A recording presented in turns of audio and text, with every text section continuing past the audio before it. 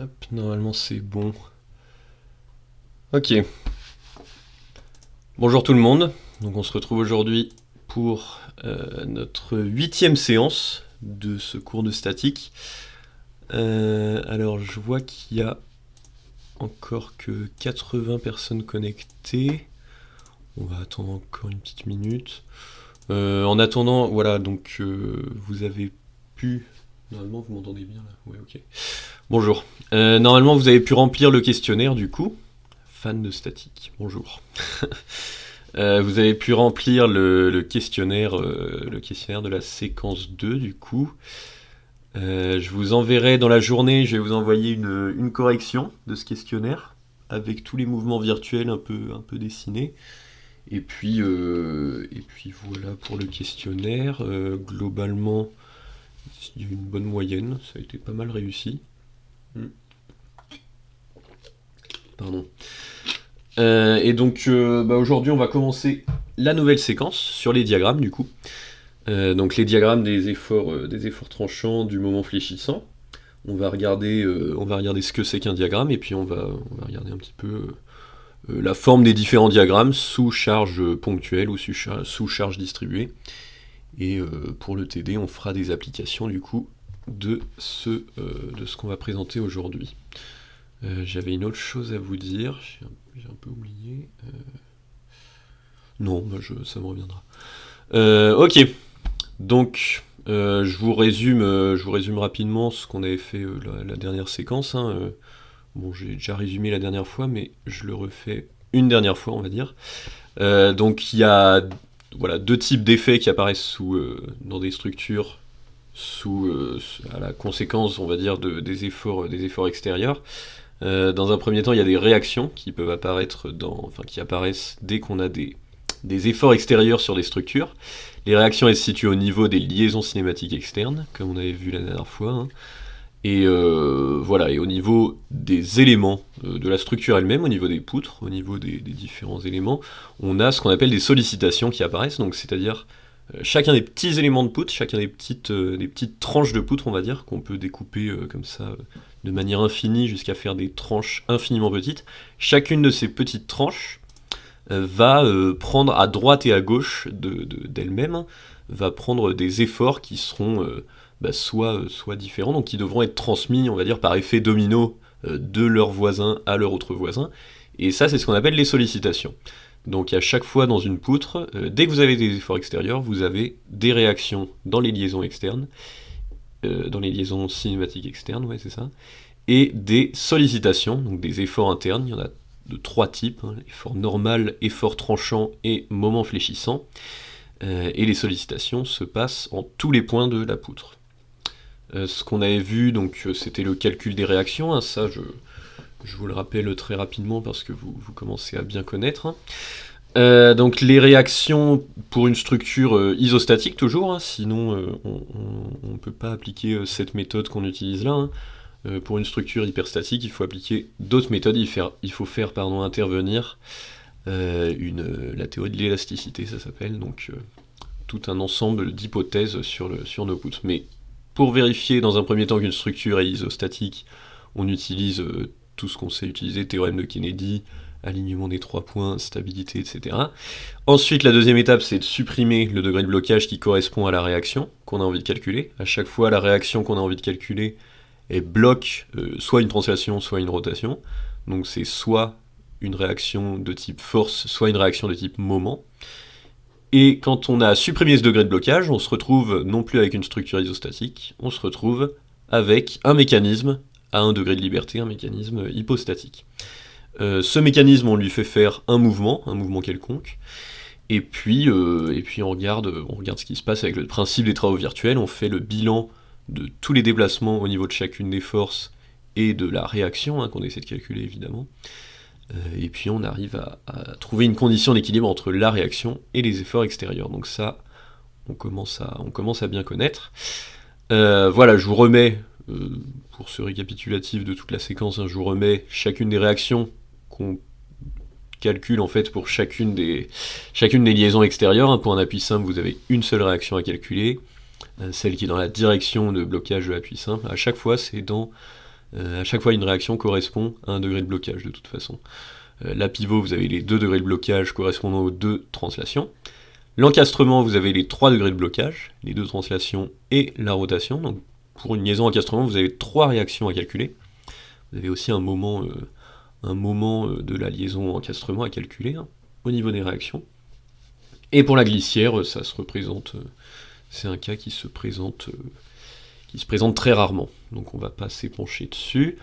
Je vous remets encore une fois ce principe de supprimer le degré de blocage qui correspond à la réaction, et de le remplacer en quelque sorte par la réaction qu'on a envie de calculer. C'est quelque chose qui se voit très bien notamment avec la liaison appui simple, où vraiment on voit bien qu'on remplace complètement cette liaison appui simple qui réagit comme une force selon cette réaction RVA là. On la supprime tout simplement et puis on la remplace par cette réaction. Et dans notre structure globale, bon là on n'a pas une structure globale, on a juste une poutre qui a l'air de voler un petit peu, mais dans notre structure isostatique de ce côté du coup, on va avoir une possibilité de mouvement qui va se mettre en place et puis qui va nous permettre de calculer la réaction avec le principe des travaux virtuels. Pareil pour la pivot, hein, voilà, vous remplacez à chaque fois le degré de blocage par un degré de liberté, et vous rajoutez la réaction qui correspond. Donc ça correspond à remplacer la liaison pivot soit par un appui simple orienté de cette façon ici pour calculer une réaction verticale, soit orienté de cette façon pour calculer une réaction horizontale. La glissière, on s'en occupe pas. L'encastrement, on a 3 réactions à calculer. Donc on a soit le degré de blocage de rotation à retirer, soit le degré de blocage de translation verticale, soit le degré de blocage de translation horizontale. Et à chaque fois, vous avez les cas correspondants ici, qui permettent du coup à chaque fois de calculer les réactions correspondantes. On va redire un peu plus de choses sur les sollicitations, hein. Les sollicitations du coup, c'est uniquement sous l'effet des efforts externes, comme je l'ai dit tout à l'heure, hein. On a 3 types de sollicitations, on a 3 types d'efforts, ce qu'on appelle des efforts internes. On a l'effort normal, qu'on note N, l'effort tranchant, qu'on note V, et le moment fléchissant, qu'on note M. Alors il y a toujours, on va dire, un petit peu deux manières de définir ces efforts internes. Si on réfléchit bien, l'effort normal, on peut le prendre positif au sens de la compression, hein, quand on rapproche 2 choses l'une de l'autre et qu'on les comprime comme ça, comme son nom l'indique, la compression correspond à un effort normal qui est positif, hein. Là on voit que l'effort normal, qui est négatif du coup, on voit que l'effort normal à calculer ici va être dirigé vers la glissière, mais donc quand on va appliquer notre principe des travaux virtuels, on aura une formule qui va nous donner n en fonction des forces extérieures, et qui va nous donner donc, si on a tendance à comprimer la poutre sur elle-même, bon ça on va y revenir dans la prochaine séance, mais si on a tendance à comprimer la poutre sur elle-même, on aura un effort normal négatif, et si on a tendance à faire ce qu'on appelle de la traction au lieu de la compression, on va avoir un effort normal positif dans cette convention-là. Et pareil pour tous les autres efforts internes, hein, on a une convention à choisir parmi 2, du coup. Donc soit on prend les efforts tranchants en les calculant comme ici indiqué, avec en bas à droite vers le haut, et en haut à gauche vers le bas. On pourrait faire l'inverse, mais ça serait une autre convention. Et dans ce cours-là, on utilise cette convention-là pour calculer l'effort tranchant, et pareil pour le moment fléchissant. À droite de la rotule qu'on introduit, on fait un moment fléchissant qui va dans le sens des aiguilles d'une montre, et à gauche de la rotule, on a un moment fléchissant qui va dans le sens inverse des aiguilles d'une montre. Pour les moments, on parle de sens de rotation plutôt que dire vers le bas ou vers le haut, parce que si on réfléchit bien, ce qu'on voit à gauche là, ce moment qui va dans le sens inverse des aiguilles d'une montre, on pourrait aussi bien le dessiner mais de l'autre côté. Du coup on pourrait dire qu'il va vers le haut, mais il va toujours dans le même sens inverse des aiguilles d'une montre. Donc pour des forces, on peut parler de direction dans le sens direction nord-sud, est-ouest, etc. Mais pour le moment, il faut parler de sens direct ou indirect, ou alors le sens des aiguilles d'une montre horaire ou anti-horaire.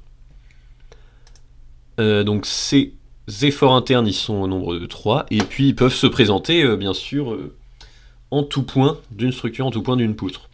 Donc ce qu'on va voir aujourd'hui, c'est ce que sont les diagrammes. En fait, c'est c'est retrouver en fait les efforts internes en n'importe quel point d'une poutre et représenter cette information de la valeur des efforts internes, des différents efforts internes, au niveau de chaque point et représenter cette information très facilement en fait. Donc on va voir ça pour aujourd'hui. La méthode de calcul, vous m'interrompez hein, s'il y a des questions qui vous viennent, hein, c'est encore le moment, il n'y a pas de souci. La méthode de calcul des sollicitations, c'est la même, exactement la même que celle que je vous ai montrée pour les réactions. Hein. On remplace à chaque fois, vous avez vu, juste avant là, je remplace une poutre qui est censée être continue par une liaison glissière orientée verticalement ou horizontalement, ou par une liaison rotule. Et donc à chaque fois qu'on veut calculer un effort interne, on remplace la continuité de la poutre qui est encastrée par elle-même en fait, on la remplace par deux poutres du coup, et on met entre ces deux poutres du coup la liaison cinématique interne qui correspond à l'effort interne qu'on a envie de calculer. Donc si c'est un moment fléchissant par exemple, on remplace la continuité de la poutre par une rotule qui sépare du coup deux morceaux de la poutre. Et donc on a dans ce cas-là une nouvelle structure avec donc on part d'une structure isostatique, hein. Si on fait la coupure, on a une nouvelle structure qui est hypostatique, qui est un mécanisme hypostatique, qui a toujours un degré de liberté. Ça veut dire que ça peut faire un mouvement, et que ce mouvement, on peut le paramétrer en fonction d'un seul paramètre, en fonction d'un seul, par exemple, d'un angle alpha. Et ensuite, grâce au principe des travaux virtuels, on fait une expression entre force extérieure et l'effort interne qu'on calcule, qui permet d'équilibrer le système, et puis on supprime les alpha, et vous connaissez, hein, et on trouve à la fin la valeur de l'effort interne, N, V ou M, en fonction des efforts externes du coup. Donc là-dessus, voilà, la dernière fois on avait vu aussi ce concept de force distribuée qui est un peu différent, qui est aussi une force extérieure, hein, ça c'est il n'y a pas de souci hein, là-dessus, mais alors c'est un peu différent des forces ponctuelles qu'on a vues, dans le sens où une force distribuée, typiquement, elle s'applique en tout point d'une certaine longueur de la poutre. Contrairement à une force ponctuelle qui, elle, s'applique en un seul point de la poutre. Et donc on a deux manières de représenter, de définir des efforts externes avec ces deux objets, quoi. On a une force distribuée du coup là qui s'applique sur une certaine partie de la poutre, et alors le travail de cet effort extérieur, c'est, on a démontré la dernière fois que c'était l'amplitude de cette force distribuée, qu'on appelle Q, qui est en newton par mètre, et donc son travail, c'est l'amplitude de cette force par l'air qui est balayé dans un mouvement virtuel par cette force distribuée du coup.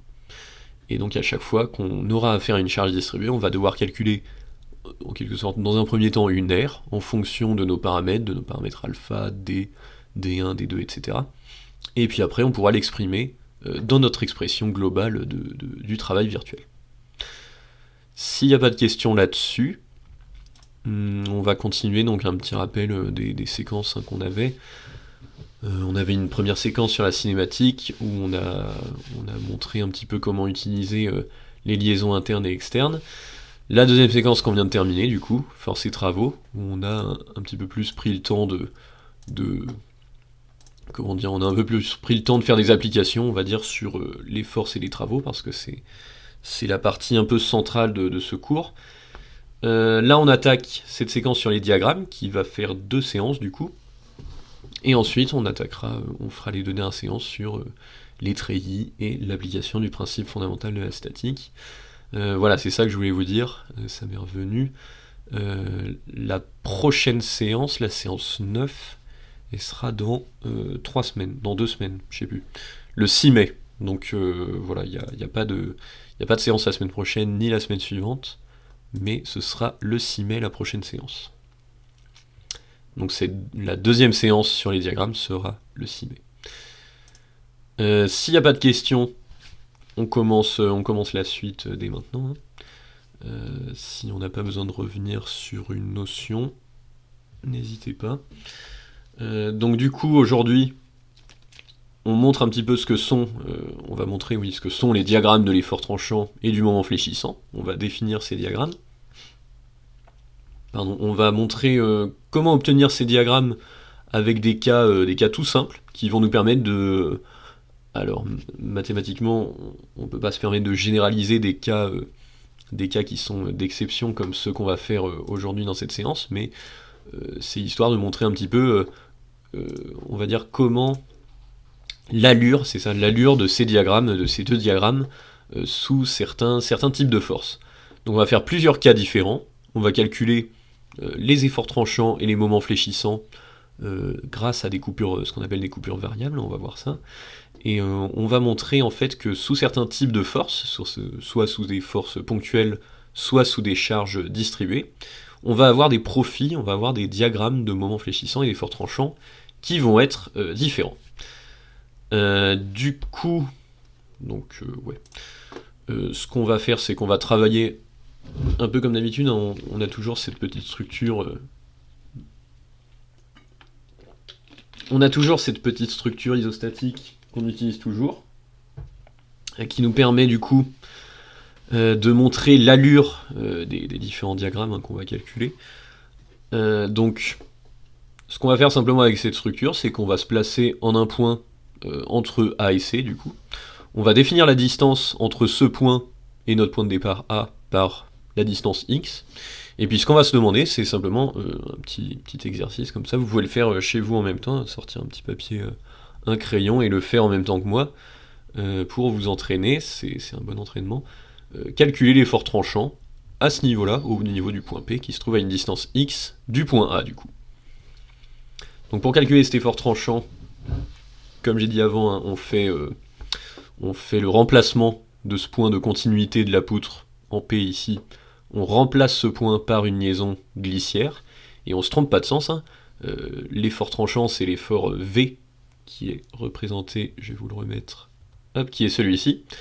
Et donc à chaque fois qu'on a à calculer un effort tranchant en un point, on remplace ce point de continuité par une liaison glissière qui est orientée perpendiculairement, alors qu'il y a son orientation parallèlement à l'orientation du coup de la poutre. Je reviens là-dessus, voilà. Donc en remplaçant ce point P par une liaison glissière, du coup, on obtient cette nouveau système de poutre, où on est parti d'une seule poutre, qui était isostatique, avec ces deux appuis en A et en B, hein.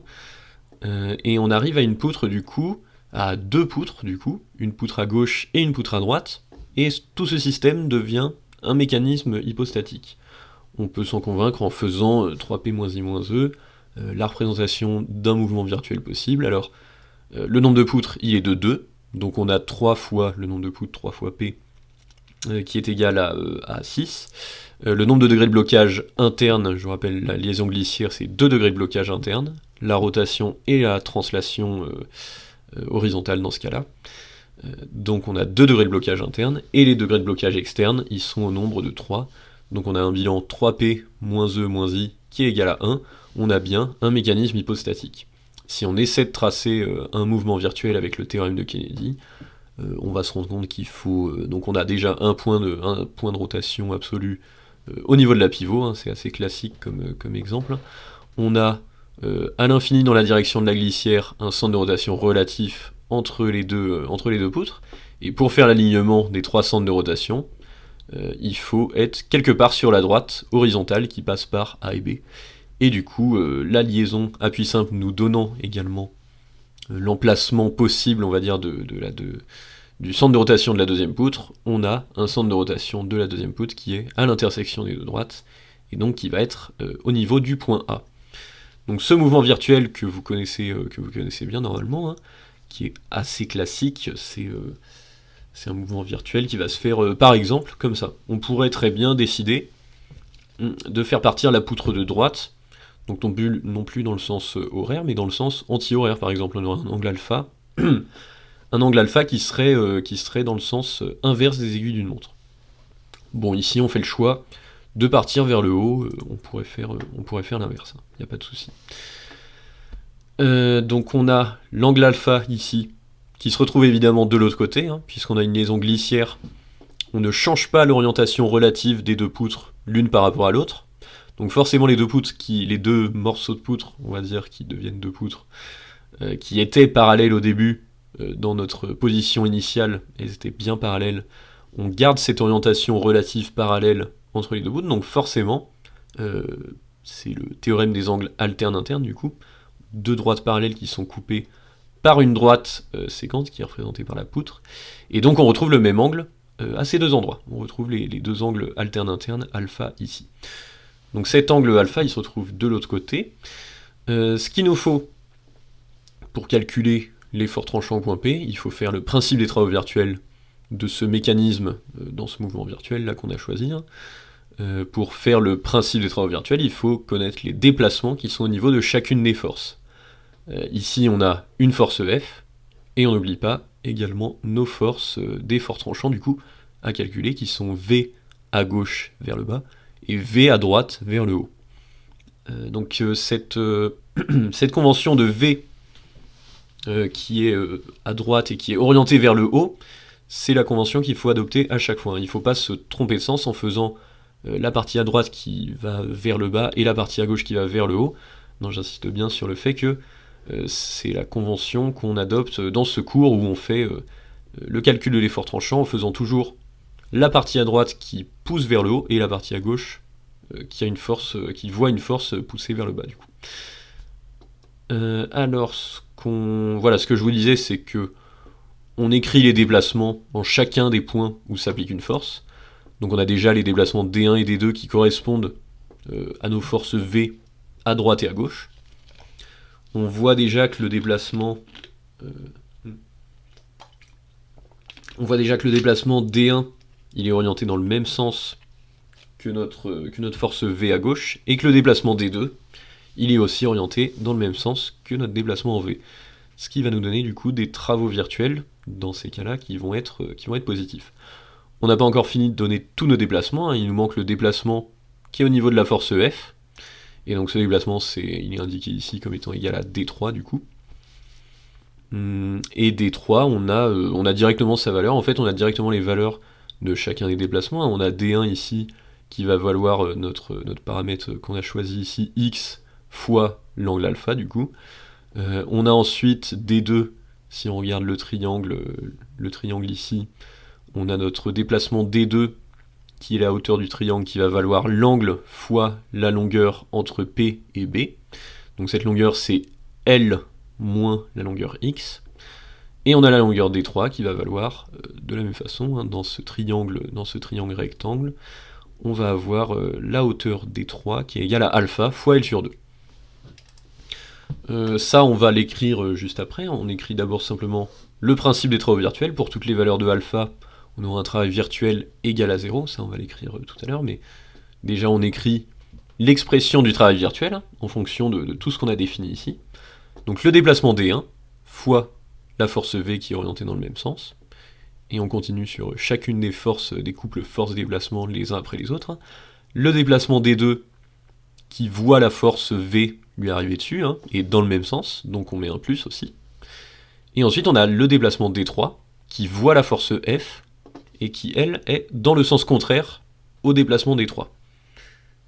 Et donc c'est pour ça qu'on a un signe moins, on a une force qui travaille négativement, on va dire, qui contribue négativement au déplacement, dans ce déplacement virtuel. Alors ce qu'on a trouvé tout à l'heure sur l'expression des déplacements en fonction des angles alpha, des longueurs L et X, on l'injecte directement là-dedans. On a le déplacement, alors ce qu'on fait c'est qu'on met D1 plus D2 en facteur de V, V qui a la même valeur, donc on factorise par V, et on a du coup D1 qui est égal à alpha x plus D2 qui est égal à alpha fois L moins x, comme on a dit. Le tout fois V, on n'oublie pas, on a factorisé. Et puis ensuite on remplace D3 par la valeur qu'on a trouvée, alpha L sur 2 fois F du coup. Donc là on a quelque chose qui semble un peu compliqué, qu'on va simplifier au plus possible. Ce qu'on peut faire pour le simplifier déjà, c'est qu'on voit que si on développe cette petite partie, alpha fois L moins x, entre parenthèses, qu'on le transforme en alpha L moins alpha x, on peut supprimer les alpha x du coup, on a alpha x moins alpha x, Et donc ça nous laisse plus que alpha L. Ça on le fait ici du coup. Et ici du coup il y a rien qui est modifié. Ensuite on a une expression qu'on va encore pouvoir simplifier ici, hein, qu'on va pouvoir mettre alpha L en facteur, puisqu'on le retrouve des deux côtés, hein, on le retrouve alpha L fois V et alpha L fois L sur 2 fois F. Et donc, alors, oui c'est ça, alpha L fois 1 demi fois F. Et donc du coup en mettant alpha L en facteur, on a ce qu'il y a entre parenthèses. Là on a bien simplifié notre expression du travail global dans un mouvement alpha pour toute valeur de alpha possible. Et donc ce qui nous reste à faire, c'est de dire que ça, c'est égal à 0 d'après le principe des travaux virtuels. Donc le fait que ce soit égal à 0 pour toutes les valeurs de alpha, ça nous permet de dire que ce qu'il y a en facteur de cette valeur alpha, donc L fois V moins F sur 2, doit être égal à 0. Donc comme on a le L en facteur et d'une chose qui doit être égale à 0, on peut supprimer également le L, et on se retrouve du coup avec V égale à F sur 2. On a simplement V moins F sur 2 égale à 0. Donc ce qui nous donne directement la valeur de l'effort tranchant au niveau du point P. Donc si sur ce calcul, il y a quelque chose qui vous manque, qui vous a échappé, n'hésitez pas. C'est toujours la même chose, hein, et dans le quiz, vous avez globalement réussi tous à faire ça. Ce que j'ai vu on va dire dans la synthèse des réponses du quiz, c'était qu'il y avait une confusion parfois. Il y avait parfois une confusion sur le sens utilisé pour calculer les efforts internes. C'est-à-dire il y en a pas mal qui, je pense, ont fait V à droite qui va vers le bas et V à gauche qui va vers le haut. Et ça c'est, on va dire, l'anti-convention, hein, la convention inverse de celle qu'on a adoptée dans ce cours.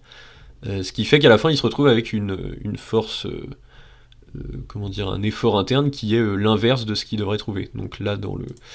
Je sais plus exactement la valeur qu'il fallait trouver, je crois que c'était F sur 2 ou quelque chose comme ça. En tout cas dans le quiz il fallait trouver une certaine valeur, et il y en a qui ont trouvé l'opposé de cette valeur, donc moins F sur 2. Voilà, il faut bien faire attention à la convention qu'on utilise dans ce cours, donc notamment pour l'effort V, mais également pour les autres efforts internes. Il y avait la même chose qui se présentait dans le cas du moment fléchissant. Il y en a pas mal qui en fait, je vais revenir sur cette slide, sur le moment fléchissant, il y en a pas mal qui, je pense, ont fait un moment fléchissant qui allait à gauche dans le sens des aiguilles d'une montre, et à droite dans le sens... oui, c'est ça, dans le sens inverse des aiguilles d'une montre. Attention à bien adopter la convention qu'on utilise dans ce cours à chaque fois. Je reviens sur ce calcul, voilà. L'effort tranchant qu'on a calculé au point P qui vaut F sur 2. Et alors ce qui est intéressant, c'est que cet effort tranchant qu'on a calculé au point P, bah, il dépend pas de X. Hein. Ce qu'on a vu là, c'est que on a une expression, voilà, on a une expression du travail global, qui est ici égal à alpha L fois V moins F sur 2. Et cette expression, bah, le X a complètement disparu de cette expression. Donc ça c'est intéressant parce qu'on a fait une valeur de X un petit peu arbitraire, hein, sans vraiment la définir, on n'a pas dit à quoi était égal X, est-ce que c'est L sur 4, est-ce que c'est quelque part un peu plus près de A ou plus proche de C. On a simplement défini X comme étant entre les points A et C, et puis ce dont on se rend compte c'est que le X disparaît en fait du calcul, et on a une valeur qui est toujours la même, quelle que soit la valeur de X. La question qu'on peut se poser, ayant fait ça, c'est quelle est la valeur de l'effort tranchant sur, non pas seulement au point P, mais sur tous les points de la poutre. Alors déjà, on a répondu à une partie de la question, hein, puisque si on n'a pas défini x plus que x doit être entre 0 et L sur 2, donc ça veut dire qu'en chacun des points de la poutre entre A et C, eh bien on a notre valeur V égale F sur 2, puisque le calcul est exactement le même finalement.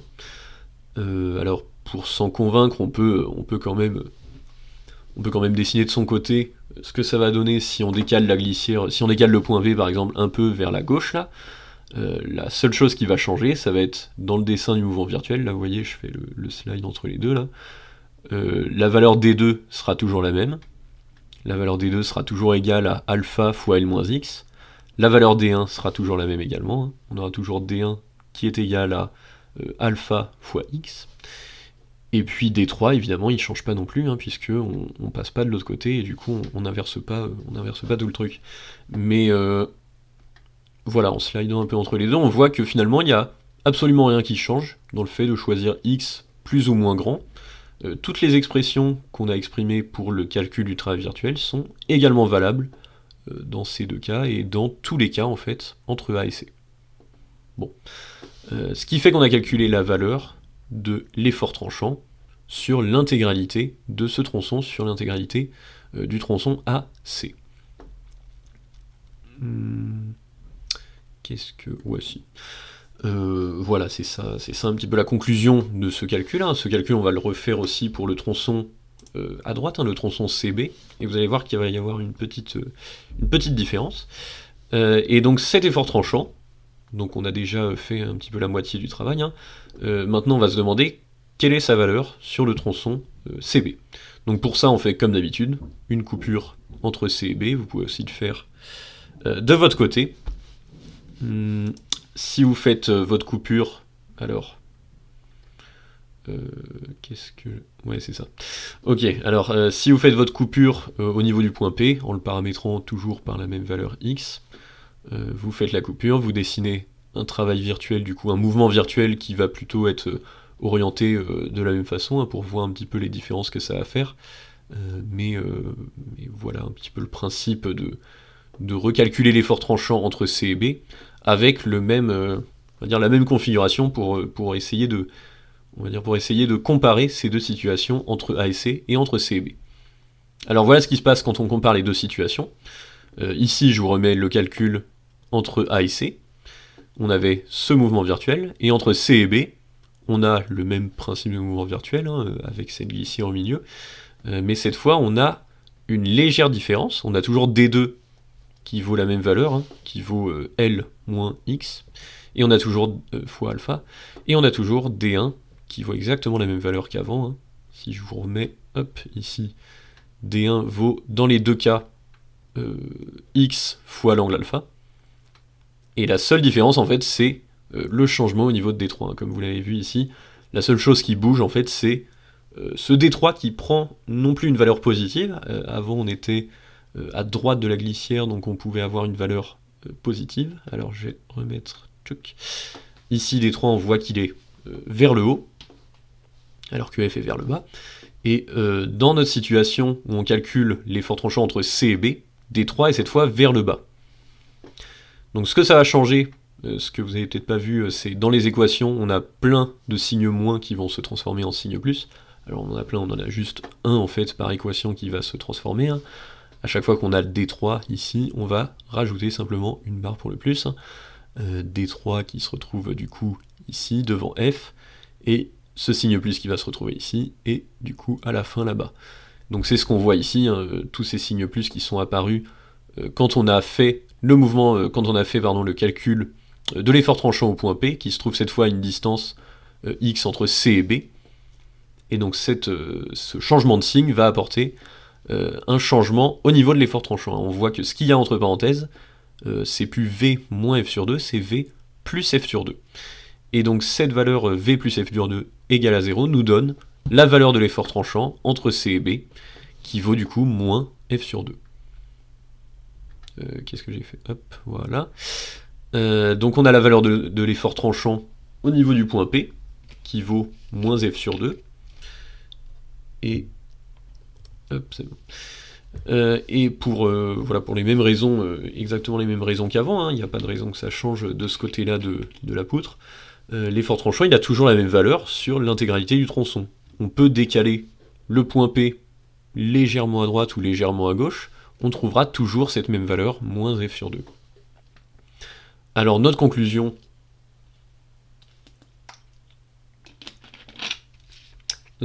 sur ce cas-là, avec juste une force ponctuelle au milieu de la poutre, et à quoi va ressembler l'effort tranchant dans cette situation-là, dans cette situation assez basique, hein, on va dire. Notre conclusion, c'est que l'effort tranchant sur la gauche de la poutre entre A et C va être égal à la valeur F sur 2, et l'effort tranchant entre C et B va être égal à moins F sur 2. La question qu'on peut se poser, c'est comment on représente facilement cette information qu'on a trouvée, hein. Le fait que l'effort tranchant valent F sur 2 entre A et C, et valent moins F sur 2 entre C et B. Est-ce qu'il n'y a pas une manière un peu plus simple de l'écrire, un peu plus tangible, un peu plus directe, on va dire, de voir ça directement sur la structure, ou un peu à côté? Et la solution de cette question, en fait, la réponse à cette question, c'est de représenter ça sous forme d'un diagramme. Si vous représentez ça, on va dire, sous la forme du dessin d'une fonction, hein, comme une fonction, vous allez montrer, en fait, en chacun des points, que vaut exactement la valeur de l'effort tranchant. Donc par exemple, si on prend un point au pif, hein, entre A et C à ce niveau-là, on regarde au niveau du diagramme, à l'exact emplacement de ce point, où se situe l'effort tranchant, et est-ce qu'il est positif ou est-ce qu'il est négatif. Là, il se trouve qu'il est positif, et si on prend n'importe quel point entre C et B, on regarde, hop, sur le diagramme, et on regarde la valeur de l'effort tranchant directement, ici, moins F sur 2. Et donc en chacun des points de la poutre, on peut avoir la valeur de l'effort tranchant très rapidement, en traçant ce diagramme, hein. Vous tracez ce diagramme et vous avez, une fois pour toutes les valeurs des efforts tranchants possibles entre les points A et B, et entre tous les points de la poutre. Je n'ai pas compris pourquoi il y a des signes opposés entre A et C, et entre C et B. C'est ce qu'on a montré avec le calcul du travail virtuel. Je remontre, alors attendez, hop. Voilà, là on a les deux situations. Alors je vais repasser comme ça. Là on a la situation entre A et C, où on a du coup mis une glissière quelque part entre A et C, donc avec des déplacements qui sont à chaque fois D2 vers le haut, D1 vers le bas, et cette fois D3 qui est vers le haut. Et si on passe de l'autre côté de la force F, donc entre C et B, on va se rendre compte que D3, cette fois, va dans l'autre sens. D3 va vers le bas. D3 va vers le haut dans la situation où P se trouve entre A et C, et D3 va vers le bas dans la situation où on fait une coupure entre C et B. Si D3 va vers le bas, on va pouvoir faire le calcul du travail de la force F dans ce déplacement du coup, et D3 est orienté dans le même sens que F, donc on va avoir un signe plus F fois D3 du coup. Alors qu'avant, on avait D3 qui allait vers le haut, F qui allait vers le bas, donc le travail de cette force F dans ce déplacement-là va être moins F fois D3, comme on voit ici, hein, moins D3 fois F. Et si on regarde l'autre situation, on a ce plus qui est apparu du coup, plus D3 fois F. C'est pour ça qu'on retrouve du coup ce signe plus qui se répand un petit peu dans tout le calcul, hein, qui est indiqué ici du coup. Vous voyez qu'à chaque fois le signe plus se retrouve à toutes les parties du calcul, et à la toute fin notamment, où on a V plus F sur 2 au lieu de V moins F sur 2, voilà.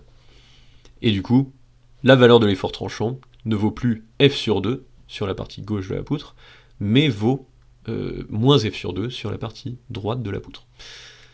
Donc on a une valeur différente entre A et C, et entre C et B. Alors ça, c'est une manière d'indiquer facilement cette information, hein. Vous voyez qu'il suffit de quelques lignes pour montrer finalement pas mal d'informations, donc c'est assez pratique. Alors, ça s'appelle du coup... oui, alors ça, c'est ce qu'on appelle du coup le diagramme de l'effort tranchant. Ce qu'on peut faire, c'est tracer ce diagramme pour n'importe quelle structure, n'importe quel type de structure isostatique ou même hyperstatique, hein. Ce que font les ingénieurs, c'est on va dire tracer des ossatures, tracer l'essentiel de la structure d'un bâtiment, et puis en fait, concrètement, ils vont tracer, alors c'est souvent avec des logiciels qui font ça, hein, mais ils vont pouvoir tracer les diagrammes des efforts tranchants des moments fléchissants dans toute la structure, regarder à quel endroit l'effort tranchant et le moment fléchissant sont maximaux, et pareil pour l'effort normal, hein, évidemment, à quels endroits on a cet effort maximal, et ils vont en déduire du coup les sections adaptées pour résister à ces sollicitations, à ces efforts internes. L'idée en fait, c'est pas que vous comment dire, c'est pas que vous devriez par la suite dans vos études calculer des diagrammes ultra compliqués. De toute façon, il y a des logiciels qui font ça très bien, et de toute façon, il y a des ingénieurs aussi qui feront ça. L'idée, c'est plutôt de vous rendre compte de ce que sont les sollicitations et quelle est la démarche en fait de l'ingénieur quand il va se permettre de vous dire du coup que telle chose est irréalisable. Alors, ce que vous pouvez faire du coup de votre côté, c'est montrer avec un principe un diagramme assez rapidement que vous avez on va dire une idée de conception qui permet du coup d'envisager une construction qui puisse être possible. Avoir ces outils-là à sa disposition, du coup, ça vous permet de pouvoir discuter, de pouvoir comprendre ce que vous dit l'ingénieur et de pouvoir pouvoir un petit peu échanger, on va dire, échanger de manière un peu plus judicieuse avec lui, quoi. Ce qu'on peut lire rapidement en tout point de la structure, c'est l'effort tranchant. On va faire la même chose pour le moment fléchissant, mais avant ça, on va d'abord faire le même travail pour le diagramme de l'effort tranchant, non pas sous une charge ponctuelle comme ça, mais sous une charge, sous une charge distribuée Q. Alors, avant ça, on va faire... j'avais mis ça à ce moment-là. On va faire quelques considérations déjà sur ce qu'on a tracé comme diagramme, hein. On voit qu'au niveau de la force F, on a une sorte de saut de l'effort tranchant, hein. On passe d'une valeur F sur 2 directement à une valeur moins F sur 2.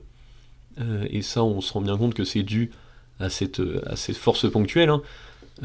Si on regarde l'effort tranchant, comme on avait dit à un moment, l'effort tranchant, ça pourrait être vu comme la capacité d'un petit élément de poutre à retenir son voisin et à transmettre cette retenue à son autre voisin de l'autre côté.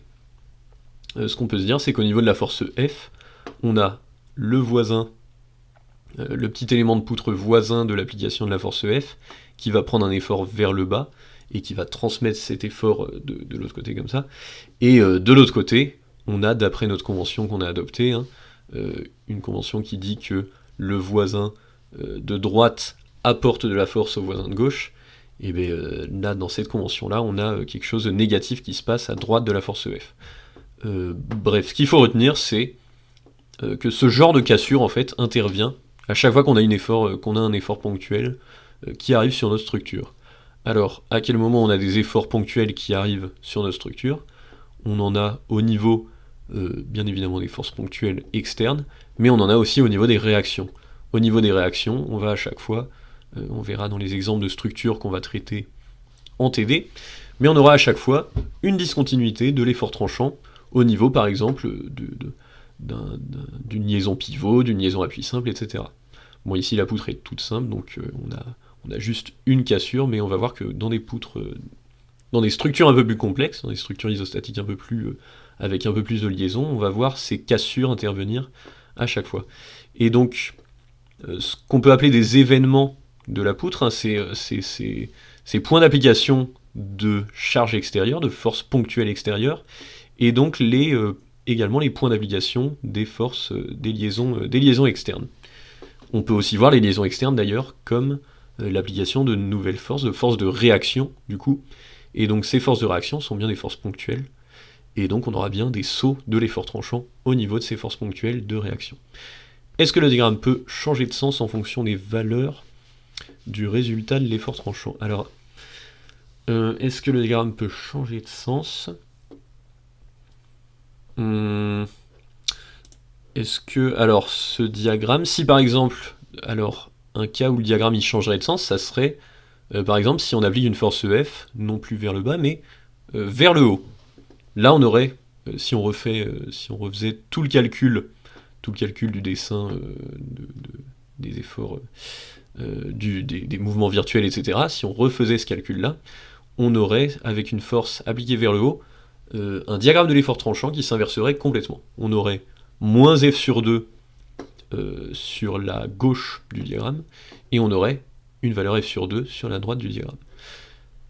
Alors, au niveau de la convention, oui, c'est vrai qu'il y a une convention là qu'on utilise dans ce cours-là, dont je vous ai pas trop parlé, mais qui nous sert en fait à faire après l'analogie du funiculaire, qu'on verra après les vacances, hein, qu'on verra la prochaine fois, mais dans la convention qu'on adopte dans le cours, On indique le diagramme de l'effort tranchant, d'ailleurs le diagramme aussi du mouvement fléchissant, on indique les valeurs positives vers le bas.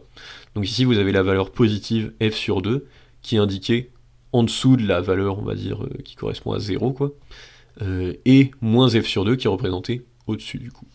Donc ça c'est une convention qu'on adopte dans le cadre de ce cours-là. Je sais pas si c'était ta question. Je sais pas si j'ai répondu à ta question. Ok, mais en tout cas, voilà. Alors dans cette convention-là, on va voir aussi pour le moment fléchissant, on va avoir des valeurs positives indiquées en dessous de la ligne et des valeurs négatives indiquées au-dessus de la ligne. C'est une convention qu'on adopte dans le cours ici. Donc les discontinuités, ok. Si on calcule l'effort tranchant au point C, on considère que le déplacement sous F est positif ou négatif. Justement, si on calcule l'effort tranchant au point C, ben on sait pas trop où se mettre, hein, parce que on s'imagine glissière au niveau de la force F, mais pile au niveau de la force F, ni un peu à droite, ni un peu à gauche. Et en fait, du coup, on ne sait pas si cette force F va contribuer positivement au mouvement en travaillant dans le déplacement, ce qu'on avait indiqué comme étant le déplacement D2, je crois. Ouais, c'est ça. Est-ce qu'elle va travailler dans le déplacement D2 ou dans le déplacement D1, si on s'imagine la glissière pile au milieu? On n'a pas la réponse à cette question. Au niveau du point C, on a un effort tranchant qui est on peut dire qui est indéfini, puisque la fonction n'est de toute manière pas continue. Donc on a un saut de continuité sur cette fonction, on va dire, de l'effort tranchant au niveau du point C. Et la seule chose qu'on peut dire, c'est que au niveau du point C à droite, donc très proche du point C, le plus proche possible du point C qu'on puisse, donc infiniment proche, sur la droite, l'effort tranchant vaut moins f sur 2, et de manière similaire, hein, on se rapproche le plus possible infiniment proche du point C sur la gauche, on a une valeur f sur 2. Mais on ne peut pas dire que l'effort tranchant en C, il puisse valoir 0 ou moins f sur 2 ou f sur 2. On n'a pas la valeur de l'effort tranchant au niveau du point C, mais on a ces valeurs un peu à droite de C et un peu à gauche de C. Donc en fait, je vous ai dit, on peut calculer en tout point la valeur de l'effort tranchant, à ces exceptions près, on va dire à ces accidents près, à chacun de ces événements, on a une discontinuité de l'effort tranchant, et donc une impossibilité de le calculer au niveau de ces points-là exactement. Parce que jusque-là, vous aviez eu des exos où, évidemment, on n'allait pas vous dire de calculer l'effort tranchant au niveau d'une réaction, où c'est impossible du coup, ou alors au niveau d'un point d'application d'une force ponctuelle, puisqu'on savait que ça allait donner lieu à cette incongruité, on va dire. Donc, chaque événement de la poutre, discontinuité de l'effort tranchant, ça on retient bien, ça va nous servir pour la suite. Et ce qu'on va faire maintenant, c'est qu'on va faire le même boulot pour une charge distribuée Q au lieu d'une force F. Donc on redéfinit notre structure de la même façon, hein. Simplement ce qui change, c'est qu'on va mettre une charge Q distribuée tout le long de notre poutre AB, et puis on va regarder la valeur de l'effort tranchant dans ce cas-là. On fait exactement la même chose qu'avant. Ce qui est pas mal, c'est que là, on va se rendre compte qu'en fait, on n'a pas besoin de faire deux cas différents, on peut le faire en un seul cas. On met simplement un point espacé de x par rapport à A, et puis on va regarder ce qui se passe du coup en faisant le dessin du mouvement virtuel. On a du coup, dans le cas d'une charge distribuée, on se souvient que le travail à calculer, le travail virtuel dans ce mouvement virtuel de la charge distribuée, c'est l'air qui est balayé par la charge distribuée fois l'amplitude de la charge Q. Donc l'air balayé ici, ça va être l'air du triangle qu'on voit à droite. Alors normalement, voilà, ça va être l'air qu'on voit en vert ici. Attention parce que on a une aire positive qui va vers le haut et on a une aire négative qui va vers le bas. Alors c'est pas très conseillé de parler d'air positive ou négative, mais ici on parle on parle pas exactement de l'air dans le sens surface couverte par une certaine géométrie, mais plutôt air algébrique, donc air avec des signes plus ou des signes moins. Ici on a une surface verte à droite qui va vers le haut, donc une aire positive, et à gauche de la glissière on a une aire négative puisqu'elle va elle couvre un mouvement qui va vers le bas. Donc, ce qu'on va se rendre compte du coup pour le travail de cette charge Q avec ces deux triangles, avec ces deux aires, c'est que l'aire à droite va contribuer négativement. Alors, la charge Q va contribuer négativement à droite du point P, et la charge Q va contribuer positivement à gauche du point P, puisqu'on a une aire qui est orientée dans le même sens que la charge Q à gauche du point P, et on a une aire qui est orientée vers le haut à droite du point P, et qui est donc dans le sens inverse de la charge Q. Donc attention à ne pas faire d'erreur de signe. Hein.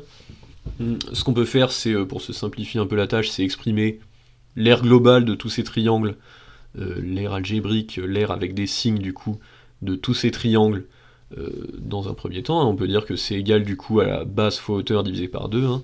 C'est la formule de l'aire du triangle. Donc D2, la hauteur fois la base L moins X divisé par 2. Et l'autre triangle, qu'on retire, dont on retire du coup l'aire du premier triangle, le deuxième triangle qui vaut du coup comme aire D1, la hauteur, fois la base X divisé par 2. Ça c'est l'aire d'un triangle aussi. Donc cette aire, ça nous donne quelque chose comme ça. On simplifie le plus possible. On a une valeur en fonction de alpha et avec deux termes comme ça. Et on va garder, on va se dire qu'on va garder cette valeur et que on va l'injecter du coup par la suite dans notre calcul de travail virtuel. Alors le calcul du travail virtuel, le voici. Hein. D1, comme tout à l'heure, hein, le déplacement au niveau de la force V, donc D1 fois V. Et le déplacement vu par la force V, c'est D2, donc D2 fois V. On va pouvoir mettre D1 plus D2 en facteur de V, exactement comme tout à l'heure. Et puis on a le travail, du coup, de cette charge Q, qui est égal donc à moins l'aire qu'on a calculé ici, puisqu'on a pris positivement vers le haut et négativement vers le bas, donc on a bien une aire qui est positive vers le haut, et donc qui s'oppose à la charge Q, donc on a bien un signe moins. Ça, vous pourrez le refaire chez vous, c'est une bonne application, c'est un bon entraînement pour bien, on va dire pour bien maîtriser cet outil de calcul du travail d'une charge distribuée sous un mouvement virtuel, dans un mouvement virtuel. Donc c'est moins l'aire fois la charge Q. Là, si on développe cette expression, alors on a l'impression que c'est compliqué, mais c'est pas si compliqué que ça. Finalement, on a simplement remplacé D1 par la valeur habituelle, hein, alpha fois x, et on a remplacé D2 par la valeur alpha fois la longueur entre P et B, qui est L moins x. Donc ça nous fait un peu peur parce que c'est une équation qui s'étale un peu sur la slide, hein, mais on supprime comme avant les alpha fois x, et on n'a plus que alpha L fois V. Et là, de ce côté, on a simplement remplacé la valeur de A par ce qu'on avait trouvé avant. Donc on a mis alpha L carré moins 2 alpha Lx, le tout divisé par 2, et on n'oublie pas le fois Q ici. De cette expression, on va mettre, comme tout à l'heure, alpha fois L en facteur. Alors là, vous voyez, j'ai simplement supprimé alpha x et moins alpha x, du coup, ce qui donne juste alpha L fois V, et de ce côté, ça change pas, c'est toujours la même chose. Et ensuite, l'étape suivante, donc, c'est de mettre alpha L en facteur, donc en facteur de V moins cette valeur ici, Q fois L sur 2 moins X. Là, j'ai simplement retiré de toutes les parenthèses ce terme en alpha L, et donc on a bien L ici qui nous reste, et 2x ici qui nous reste ici de ce côté. Et si on sort le 2, du coup, on le distribue plutôt que de le sortir de la parenthèse, on l'intègre à la parenthèse, et on se retrouve avec du L sur 2 moins X. Donc, toute cette valeur est égale à 0, d'après le principe des travaux virtuels. Et on se retrouve avec la valeur de V directement, hein, puisqu'on a entre parenthèses V moins quelque chose qui doit être égal à 0, et donc V est égal à ce quelque chose, V est égal à QL sur 2 moins X. Ce qui est intéressant, c'est que ce raisonnement, pour le coup, on n'a pas eu besoin de le faire en plusieurs points, de le faire, on va dire, en deux parties. On n'a pas eu d'événement en particulier qui est venu casser un peu cet effort tranchant. On a simplement une charge distribuée qui se fait progressivement tout le long de la poutre, et du coup, l'effort tranchant l'effort tranchant est continu sur l'ensemble de cette poutre. Sous une charge distribuée, l'effort tranchant reste bien continu. Ce qu'on note comme différence par rapport à avant, avec la charge ponctuelle, c'est que cette fois, on a une valeur d'effort tranchant qui, pour le coup, dépend de x. Pour le coup, si on décale un peu P vers la droite, on aura un effort tranchant, on aura un x un peu plus grand, et donc on aura un effort tranchant un peu plus petit. Si on calcule l'effort tranchant par exemple au niveau de x égale un peu plus que a, on va dire, mais au niveau de a, on a x égale 0, donc on a un effort tranchant qui va valoir QL sur 2, et au niveau de b, on va avoir x égale L du coup, et donc L sur 2 moins L, ça va faire moins L sur 2, et on aura un effort tranchant qui va être égal à moins QL sur 2. Et la valeur de x qui annule cet effort tranchant, c'est la valeur telle que L sur 2 moins x va être égal à 0, donc x doit être égal à L sur 2 du coup. En x égale L sur 2, si on injecte x égale L sur 2 dans cette expression, on retrouve un effort tranchant qui est égal à 0. Donc ça c'est l'expression... comment on peut dire ça? C'est cette fonction de v en fonction de x représente en fait simplement une droite qui a pour coefficient directeur q. Et donc on peut dessiner, de la façon dont on a dessiné avant la valeur de l'effort tranchant sous forme de diagramme, on va pouvoir dessiner de la même façon, sous forme de diagramme, cette valeur de l'effort tranchant au fur et à mesure de x en fait. Ce qui est écrit là, voilà, c'est ce que je vous ai dit, hein, c'est une valeur qui est un effort tranchant qui n'est pas constant sur la longueur de la poutre comme on avait trouvé avant avec le cas d'une force ponctuelle. Hein. On a un effort tranchant qui évolue au fur et à mesure qu'on avance sur la poutre. Et donc ça, c'est les valeurs qu'on a données. Hein. Il est égal à 0 en x égale L sur 2, et il est maximal en x égale 0, et il a une valeur négative minimale, du coup, en x égale L. Et donc son diagramme, c'est le suivant. Le diagramme de l'effort tranchant sous une charge distribuée. Il a une certaine pente, il dépend de la cote de... Il dépend de la valeur x qu'on choisit sur la poutre.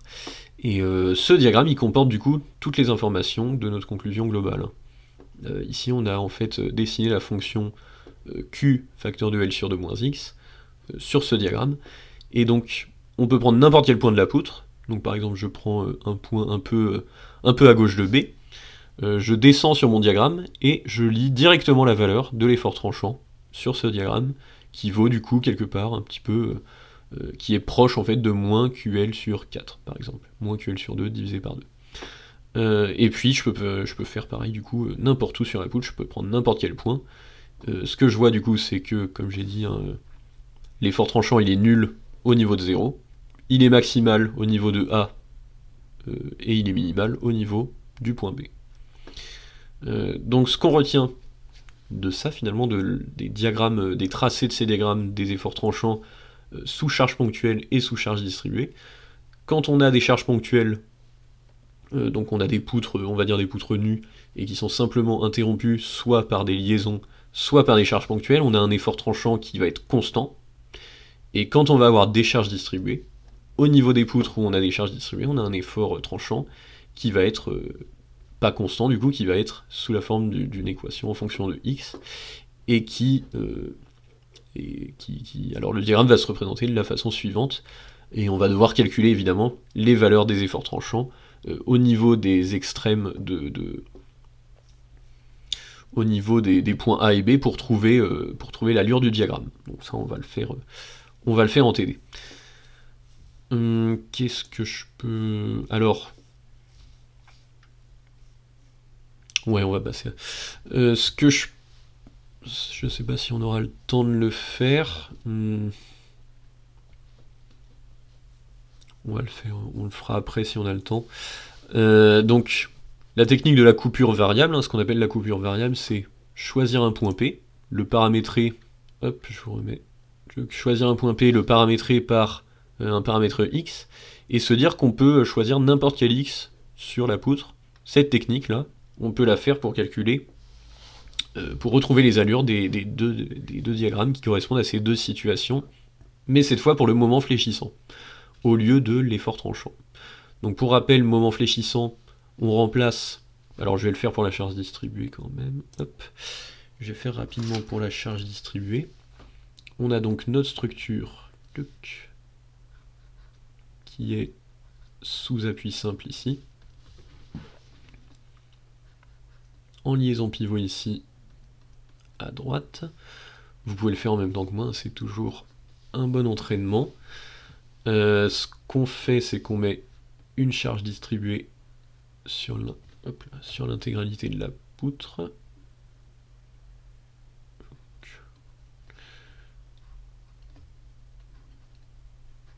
Hop, charge distribuée qu'on appelle Q. Et donc pour calculer le moment fléchissant en un point de cette poutre, donc je vais choisir un point P ici, qui va se trouver hop, à une distance petit x de mon point A. Et pour calculer le moment fléchissant au niveau de ce point P, je vais simplement remplacer dans ma structure, je vais refaire une nouvelle structure. Hop, je remets exactement les mêmes liaisons, pivot ici, appui simple ici, et je remplace mon point P par une rotule. Alors je vais la mettre un petit peu à côté, hop, par une rotule au niveau du point P du coup. Et en plus de cette rotule, je vais y ajouter hop, le moment fléchissant à calculer, qui est orienté dans ce sens-là, qui est orienté donc dans le sens inverse des aiguilles d'une montre sur la droite de la rotule, et sur la gauche de la rotule, pardon, et dans le sens des aiguilles d'une montre sur la droite de la rotule, c'est ça. Quand je trace le mouvement virtuel, qui est assez classique, un mouvement virtuel de ces deux poutres, alors c'est un mécanisme hypostatique, etc. Le mouvement virtuel de ces deux poutres, il se trace très rapidement, hein. On a directement les centres de rotation qui se retrouvent ici, et donc un mouvement virtuel possible de ces deux poutres, ça serait celui-là typiquement. Hop, comme ça. Voilà, donc je vais donner des noms à mes petits angles virtuels. Ici, je vais l'appeler l'angle alpha. Ici, je l'appelle bêta. Ce qu'on fait, c'est, pour trouver la valeur de bêta en fonction de alpha, alors j'ai une longueur que je vais un peu mieux faire ici. Hop. J'ai une longueur ici que je vais appeler D, et je vais exprimer D de deux manières différentes. Je vais dire que D, ça va être égal à la longueur, alors j'ai pas indiqué, mais c'est pareil qu'avant, hein. On a une longueur globale qui fait une longueur L. D va être égal donc à la longueur ici qu'on retrouve L moins X. Alors j'utilise L moins X fois alpha, et D est également égal à la longueur X fois l'angle bêta. Donc ça, c'est ce qu'on fait à chaque fois pour retrouver l'expression quand on a cette situation, hein, d'un angle différent à droite et à gauche. On n'a pas de triangle isocèle, donc on n'a pas égalité de ces deux angles alpha et bêta. Et donc ce qu'on fait, c'est on calcule la longueur D à chaque fois, et on l'écrit sous la forme d'une expression en fonction de alpha dans un premier temps, et sous la forme d'une expression en fonction de bêta dans un deuxième temps. Ce que je vais faire, c'est que je vais pas exprimer alpha en fonction de bêta, je vais exprimer alpha plus bêta. Vous allez voir ce que ça va donner. Ça, je développe au-dessus, ça me donne L alpha moins X alpha. Et de ce côté, j'ai X bêta. Grâce à cette égalité ici, L alpha moins X alpha égale X bêta, je peux écrire directement alpha plus bêta fois du coup, donc je passe fois x, voilà. J'ai mis x en facteur de alpha plus bêta, et qui va être égal du coup à L fois alpha. Ensuite, donc, j'exprime le travail virtuel de toutes mes forces, de tous mes moments, de tous mes efforts qui agissent dans ce mouvement virtuel. J'ai dans un premier temps les moments, évidemment, qui sont du coup, qui se retrouvent qui se retrouve au niveau du mouvement virtuel dans des angles qui, ici, voient alpha aller dans le sens inverse des aiguilles d'une montre à droite de la rotule, et dans le sens des aiguilles d'une montre à gauche de la rotule. Pardon, c'est bêta de ce côté. Hop. Et donc ce que j'ai du coup, c'est l'expression de mon travail du moment fléchissant dans ce mouvement virtuel. On a moins m fois l'angle bêta, moins m fois l'angle alpha. Ce que je vais faire après, c'est mettre m en facteur de... Alors je vais le faire maintenant. Je vais mettre m en facteur de alpha et bêta, puisque j'ai la même valeur, donc je peux le mettre directement de cette manière. Moins m facteur de alpha plus bêta. Et là vous comprenez pourquoi j'ai calculé alpha plus bêta juste avant. Ça va me permettre de remplacer directement dans cette expression. Ensuite, le travail qui me reste à calculer, c'est le travail de la charge Q dans ce déplacement. Ce travail s'exprime sous cette forme, Q fois l'air qui est balayé par cette charge dans le déplacement. Et l'air de ce triangle qu'on voit ici, c'est base fois hauteur divisé par 2. Donc la base, c'est la longueur L, fois la hauteur qui est la petite longueur D, qu'on va exprimer en fonction de alpha, qui va être égal du coup à L moins x fois alpha. Donc base fois hauteur, et on n'oublie pas, divisé par 2. Là on a exprimé tout le travail virtuel dans ce mouvement-là, avec toutes ses forces, donc avec moment fléchissant et la charge distribuée au-dessus. Ce qu'on fait, c'est qu'on remplace, du coup, on fait donc moins m fois la valeur qu'on a trouvée pour alpha plus bêta, en passant le x de l'autre côté, on trouve L alpha, donc divisé par x, plus, donc ça on va, est-ce qu'on garde sous cette forme? On va garder sous cette forme un QL facteur de L moins x, hop, fois alpha divisé par 2. Ok. Ensuite on fait comme on a fait avant, hein, on va mettre L alpha en facteur de tout ça, puisqu'on le retrouve à chaque fois ici, on le retrouve là, L alpha, et là on le retrouve L alpha ici aussi. Donc on va le mettre en facteur, on va avoir L alpha facteur 2, on n'oublie pas de membres de termes en route, hein. L alpha plus... Alors oui, ce que j'ai pas précisé, hein, c'est que l'air balayé par ma charge Q, elle est vers le bas, donc elle est dans le même sens que ma charge Q, donc c'est pour ça que j'ai un signe plus. Hein. Mais il faut bien y penser à chaque fois que notre air balayé, soit elle monte, donc elle est dans le sens inverse d'une charge distribuée qui souvent sont vers le bas en fait, hein, soit elle va vers le bas, mon air, et donc on a bien une air dans le même sens que ma charge distribuée Q. Et j'oublie pas du coup de mettre tous mes membres, donc Q fois L moins X, le tout sur 2. Et là on a pratiquement terminé, en fait il reste plus qu'à faire simplement le principe des travaux virtuels qui consiste à dire que cette expression pour tout, hop là je me trompe à chaque fois, pour tout alpha, cette expression du travail va être égale à 0, et donc si pour toutes les valeurs de alpha cette expression doit être égale à 0, alors forcément on peut supprimer le alpha, et du coup on a cette expression qui est égale à 0, on peut supprimer le L qui est en facteur de tout ça aussi, et donc on peut exprimer directement M en fonction de tous nos paramètres, de tout ce qu'on a écrit, en passant donc tout ça qui est égal à 0, et en passant le x de l'autre côté, en multipliant par x du coup. On se trompe pas de signe, hein, on écrit avec les bons signes, Q fois L moins X fois X. Alors on va écrire... oui. Le tout sur 2. Et ça, c'est notre valeur du moment fléchissant.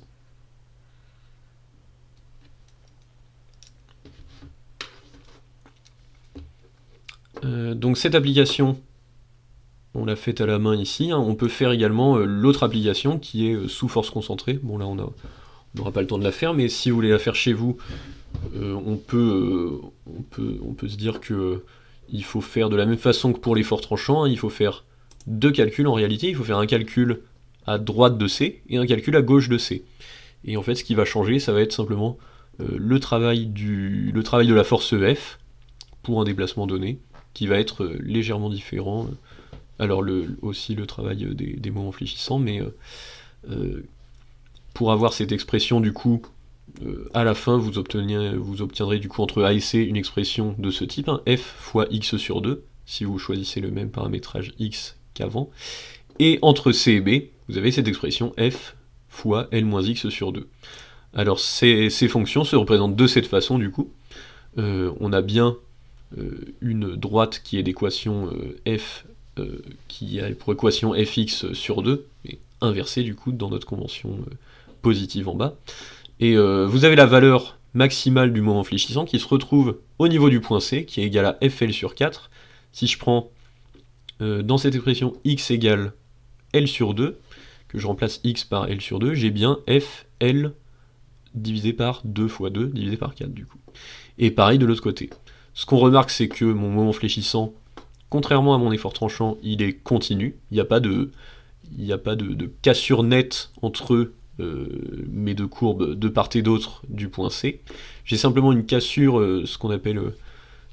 alors elle n'est pas dérivable du coup, mais j'ai une cassure du coup, une sorte de coude en fait. Donc j'ai pas de cassure nette entre les deux morceaux, mais j'ai un coude qui lui est très net.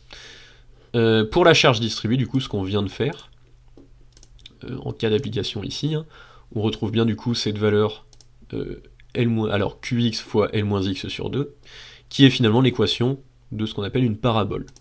Une parabole qui se représente du coup comme ça, donc qui montre bien donc ce diagramme les valeurs de l'effort tranchant en chacun des points de la poutre. Et si on prend un point de la poutre, par exemple, pile au milieu, on va avoir, en remplaçant x par L sur 2, on va avoir cette valeur positive du coup de FL carré sur 8. Alors ce qu'on voit, c'est que dans cette équation de parabole, là, dans cette équation m égale qx fois L moins x sur 2, si on remplace x par 0, on a m égale 0, et si on a x égale la valeur L, on a également m égale 0. Ça c'est la spécificité de la parabole, hein, c'est que vous avez ce qu'on appelle des racines, deux racines de l'équation m de x égale 0, mais en gros, la parabole passe par les deux points A et B, et de la même façon qu'avant d'ailleurs, le diagramme du moment fléchissant s'annule au niveau des rotules. Ce dont on se rend compte en fait en faisant très rapidement, si on voulait calculer le travail du moment fléchissant. Alors si on voulait calculer le moment fléchissant au point B, on remplacerait le point B par une rotule, mais le point B est déjà une rotule en fait, donc on n'a pas de travail du moment fléchissant, on n'a pas de valeur, on a une valeur nulle du moment fléchissant au niveau du point B, parce que si on remplace au niveau du point B par une rotule pour calculer le moment fléchissant, et ben on aura quelque chose de nul du coup. On n'aura aucun mouvement possible, c'est ça. C'est le second qui est le plus précis. Alors il n'y a pas de précision ou pas entre les deux, c'est deux cas de figure qui peuvent arriver. Des fois vous avez des forces concentrées sur votre structure, et des fois vous avez des forces réparties sur votre structure. L'idée de faire chacun de ces cas les uns après les autres, c'est de ne pas avoir à refaire ce qu'on vient de faire à chaque fois, à chaque exercice.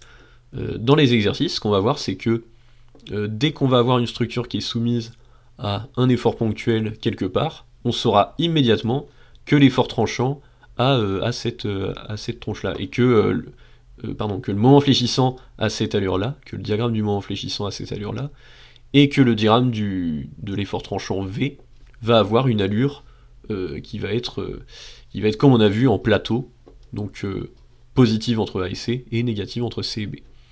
Et pour une charge distribuée, quand dans un exercice on aura donc une structure avec différentes forces extérieures, et qu'on aura à un endroit de la structure une charge distribuée, on va pouvoir directement dire notre diagramme du moment fléchissant a cette allure de parabole, et on va calculer simplement les valeurs des moments fléchissants en des endroits un peu particuliers et bien choisis. On va voir un petit peu des stratégies dans les TD, mais l'intérêt de faire ce travail dans le cours au préalable, c'est que on n'a pas à le refaire après dans les TD. On n'a pas besoin de refaire cette coupure fictive en X pour retrouver les allures des diagrammes. Une chose qu'on va utiliser aussi, c'est l'idée, alors ça c'est ce que je viens de vous dire, hein, le diagramme du mouvement fléchissant il est toujours continu, quels que soient les événements que vous avez, hein, vous voyez que là on a mis une force, on a des liaisons, etc. Le mouvement fléchissant il est toujours continu. Contrairement à l'effort tranchant, on avait des cassures, hein, comme je vous ai dit. La deuxième chose, c'est qu'au niveau des rotules, du coup, le mouvement fléchissant, il est toujours nul, hein. Donc ça, c'est ce que je vous ai dit aussi. Et la dernière remarque, qui est finalement l'une des remarques les plus importantes, hein, ça va être de voir ce qui va se passer quand on va dériver ces expressions du mouvement fléchissant. Alors on peut faire un rapide rappel sur la dérivée d'une fonction. Qu'est-ce que c'est que la dérivée d'une fonction? Donc on peut regarder un petit tracé, hop, comme ça, je vous ai fait un petit exemple. Tac. Si on trace donc cette expression de fonction x carré plus 3x moins 4, donc là je l'ai tracé avec le graphique Google, là, on voit que je me balade sur la courbe comme ça, avec ce petit point. Ce qu'on peut faire avec cette courbe, en fait, c'est se placer en un point quelconque, et se dire, je vais zoomer sur ce point, et je vais regarder ce qui se passe. Alors, plus je zoome, plus j'ai l'impression que ce que j'avais avant comme étant une courbe se rapproche très fortement en fait de quelque chose qui est complètement droit, qui devient finalement une droite. Alors évidemment, j'aurais beau zoomer infiniment, j'aurais beau zoomer très longtemps du coup, je me retrouverai jamais avec exactement une droite, mais mathématiquement on peut se dire qu'on peut zoomer infiniment en un point, et qu'à la fin on se retrouve avec une droite absolument parfaite. Ce qu'on appelle la pente de cette droite, du coup, c'est la valeur de la dérivée. Alors je vais vous montrer un petit peu un exemple du coup de à quoi sert la dérivée sur cette courbe, typiquement. Alors si je trace la dérivée de cette courbe, hop, elle est là. Voilà, je vous trace la courbe bleue toujours, donc là, toujours la fonction bleue, x carré plus 3x moins 4, et je vous trace une courbe rouge du coup qui a cette expression, 2x plus 3. Et ce qui est intéressant, c'est de se demander qu'est-ce qui se passe si je choisis un point quelconque de la courbe, je zoome dessus, et comment je peux avoir la valeur de la pente de la droite à chaque fois. Alors il y a une fonction qui permet de faire ça, c'est la dérivée justement.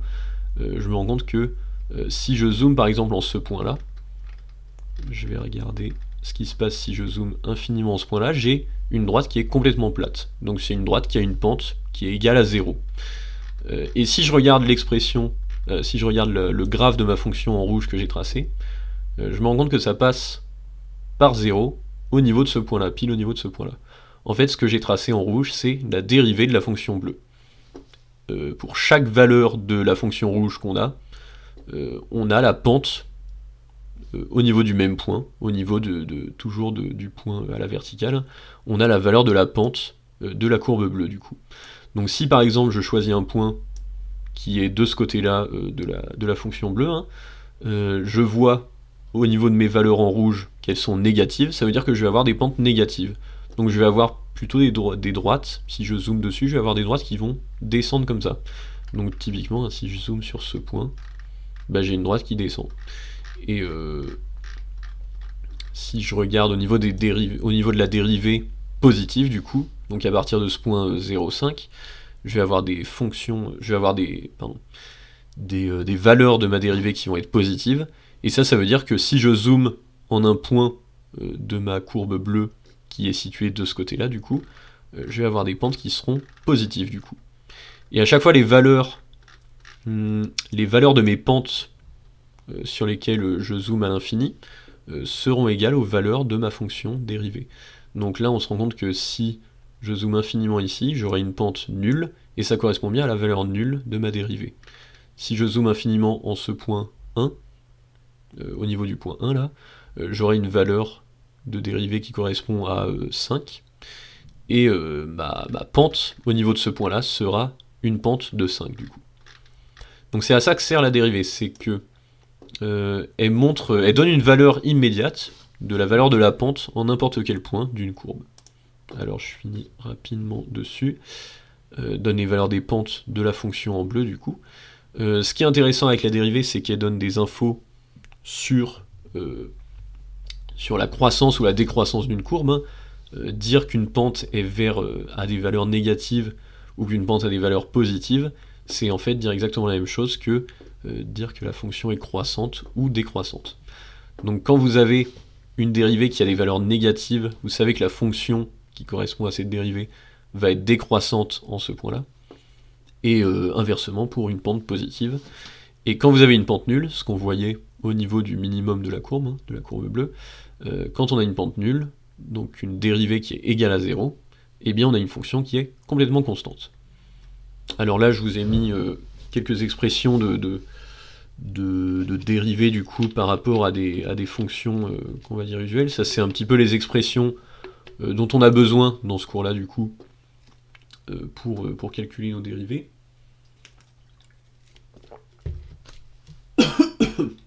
Pardon. Pardon. La fonction f de x égale à x carré, sa dérivée, ça va être égal à 2ax du coup. La fonction, f de x égale ax, sa dérivée va être égale à a. Et la fonction constante, sa dérivée, va être égale à 0. Ça se rejoint complètement avec ce concept de pente nulle qui est égal à une fonction constante. Si on a une dérivée qui est toujours nulle, alors on a forcément une fonction qui va être toujours constante. On va faire ce travail pour les moments, du coup. On a des expressions des moments, ici à droite sous force concentrée, on a deux expressions différentes à dériver, et là sous charge distribuée, on a une expression à dériver ici. Donc la dérivée de ce côté-là, sous force concentrée, on a m' de x du coup qu'on note, donc c'est la dérivée, hein, m', qui va être égal à f sur 2 entre a et c, et m' qui va être égal à moins f sur 2 entre les points c et b. Donc vous voyez, on a simplement pris la fonction fx sur 2, et on a dérivé cette fonction grâce aux formules qu'on a montrées avant, hein. Une fonction f de x égale a fois x, sa dérivée c'est a, tout simplement. Donc là, a représente f sur 2, et donc la dérivée de m de x entre a et c, c'est bien f sur 2. Et on fait le même travail pour le petit tronçon entre c et b, du coup, où on a une expression légèrement différente, mais du coup une dérivée qui va être également légèrement différente. On fait ce même travail pour l'expression du moment sous charge distribuée. Donc on a une expression qui est légèrement plus compliquée, puisqu'on a plusieurs fois cette variable x, hein, ce qui nous donne quand on développe qx fois l moins qx carré. Et pour dériver qx carré, on regarde nos petites formules ici, on a quelque chose du type a fois x carré, avec a égale q du coup, et donc sa dérivée, la dérivée d'une fonction comme ça, c'est 2 fois ax. Donc ici ça va être 2 fois qx. Si on simplifie un peu tout ça, qu'on calcule la dérivée dans un premier temps, et qu'on remet un petit peu tout ça en forme, on a directement cette expression. Et alors ces expressions, elles ressemblent quand même beaucoup, et même elles sont exactement similaires aux expressions qu'on a trouvées pour les efforts tranchants. Donc ce dont on se rend compte, c'est que finalement, les dérivées des moments fléchissants sont égales à l'effort tranchant. Et ça, donc on l'a montré sur ces petits cas-là, sur ces petits cas de charge concentrée sur une structure isostatique toute simple, et cas de charge distribuée sur une structure isostatique encore toute simple. Mais ce qu'on a montré là, c'est pas une démonstration, on va dire, purement mathématique de ce fait-là, que la dérivée de l'effort tranchant, du moment fléchissant, pardon, c'est l'effort tranchant, mais on va utiliser cette propriété, on va simplement admettre que cette propriété est vraie en général, c'est-à-dire qu'en général, dans n'importe quelle structure, dans n'importe quel cas de figure de charge extérieure, la dérivée du moment fléchissant m est toujours égale à l'effort tranchant v. On voit, alors par exemple, si on prend le point de la parabole, le point qui est au maximum de la parabole, là, qui est égal à fl carré sur 8, si on prend ce point-là, et qu'on zoome dessus infiniment, comme on a vu juste avant, on va avoir une pente nulle, et ça correspond bien à cette valeur nulle qui est censée être donc la dérivée de mon moment fléchissant. Et à chaque fois, ce principe va fonctionner, hein. De ce côté-là, sous une force ponctuelle, on a ces allures-là de diagramme qu'on a trouvé pour le moment fléchissant et l'effort tranchant V. Ce qu'on peut voir par exemple, c'est que le moment fléchissant ici, alors il est croissant du coup, quand on le regarde comme ça, hein, il est croissant et ça correspond bien avec cette valeur positive sur le diagramme ici. Attention à pas tout inverser parce que alors il faudrait dire qu'en fait, bon ça revient au même, mais il faudrait dire que sur la droite entre C et B, on a un moment fléchissant qui est décroissant, puisqu'on part d'une valeur positive et on arrive à 0, et on a bien la valeur négative qui correspond à cette décroissance de la fonction, cette décroissance qui est même constante. Et on voit bien que la dérivée de ce moment fléchissant dans le cas d'une force ponctuelle, la dérivée de ce moment fléchissant est constante par morceau, on dit qu'elle est constante par morceau, et que on comprend cette discontinuité de la dérivée en fait au niveau du milieu de la poutre, au niveau de la force F. Sur cette slide, vous avez un petit peu résumé toutes les informations qui vont nous être utiles dans le TD. On a les allures des différents diagrammes sous les différents cas de charge qu'on peut rencontrer. On va utiliser ces allures pour simplement calculer en des endroits précis de nos structures le moment fléchissant et l'effort tranchant, et puis on va en déduire tout le diagramme à partir de là. C'est-à-dire que quand vous aurez un cas de figure d'effort ponctuel par exemple, vous allez simplement calculer l'effort tranchant entre les deux tronçons là, au niveau d'un point entre A et C, et au niveau d'un point entre C et B, et vous allez simplement dire ensuite, je sais que l'effort tranchant est constant sur ce tronçon-là et sur ce tronçon-là, et donc comme j'ai calculé une valeur au pif entre les deux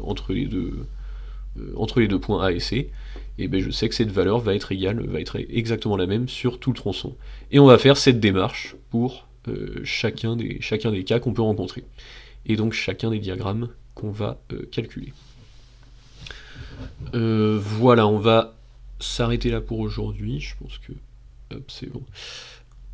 On va s'arrêter là pour aujourd'hui, on se retrouve pour les membres de mon TD, donc s'il n'y a pas de questions, on va s'arrêter là. On se retrouve à 11h du coup pour le TD, et puis je vous souhaite de bons repos là pour les 2 prochaines semaines, et voilà, donc on se retrouve le 6 mai du coup, pour ceux qui sont pas dans mon groupe de TD. Bon, je vous souhaite une bonne journée, et puis voilà. Au revoir.